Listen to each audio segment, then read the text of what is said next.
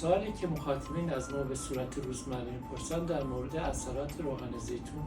روی کاهش بیماری قلبی عروقی است. بله، روغن زیتون بخصوص نوع اکسترا ویرجینش خیلی اثرات خوبی بر کاهش بیماری قلبی عروقی داره و یکی از روغن‌های بسیار سالم جهت کاربرد در پخت و پز انواع غذاها هست. یکی از اثرات خوب اون کاهش LDL یا چربی بدی است که مردم به عنوان LDL میشناسن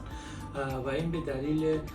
غنی بودن از اولئیک اسیده و یکی از اثراتش هم میتونه افزایش HDL باشه که نقش محافظتی در برابر بیماری قلب و عروق داره.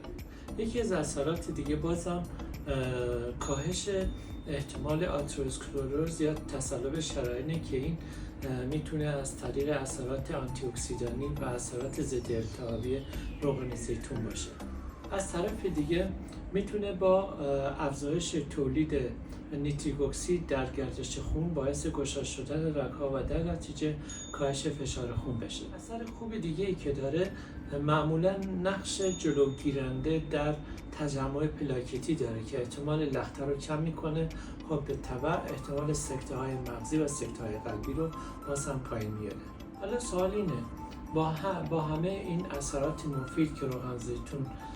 در مصرف غذا برای انسان داره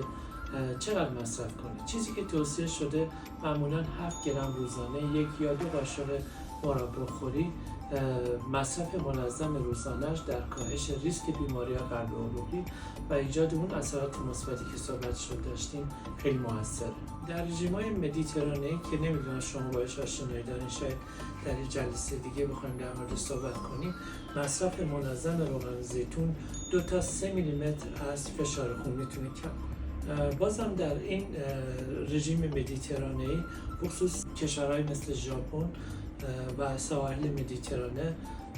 کسانی که بیشتر ماهی مصرف میکنن اشاره شده که 41% سکته‌های مغزی در اونها کمتره و ریسک بیماری‌های قلب و عروق از جمله بیماری‌های عروق کورونر که